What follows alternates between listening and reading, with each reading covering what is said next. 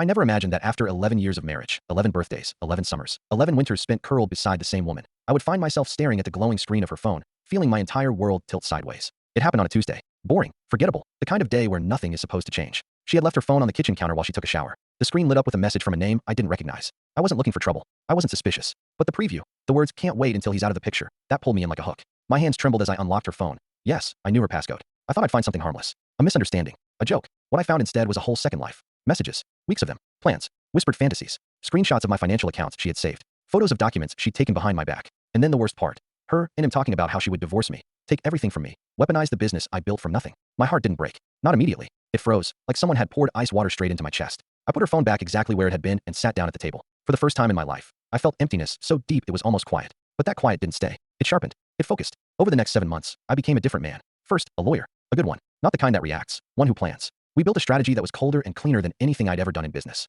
I protected my assets. I structured my company. I documented everything she'd been doing and everything she thought she was hiding. Second, I learned to pretend. Every morning I woke up beside her, acting like the same loving husband she believed she was fooling. Every dinner, every kiss, every small talk conversation. It was the hardest performance of my life. I wasn't waiting for her to break my heart. I was waiting for her to reveal her hand. And then she finally did. It was a Thursday evening when she sat me down at the table. The same table where I had discovered her betrayal months before. She looked serious, rehearsed. She told me she wanted a divorce. That she deserved half of everything. That my success was ours, and she was owed more than I recognized. I let her finish. I didn't interrupt. And when she ended her speech with a sigh of fake sadness, I simply nodded. Then I slid a folder across the table. Inside were all the documents she thought I didn't know about. Proof. Financial records. Screenshots of her messages with him. Legal paperwork already filed. Her face drained of color. She looked like she had seen a ghost. Maybe she had, because the man she thought she married, the man she thought she could outsmart, wasn't sitting across from her anymore. I didn't raise my voice. I didn't insult her. I didn't ask why. I simply told her. I knew. I've known. And I'm ready. The next day, she left the house. But this time, she wasn't walking toward a future she had planned with someone else. She was walking away from the one place she could no longer manipulate. I don't know what the future holds for her. But for me, for the first time in months, maybe years, I can breathe.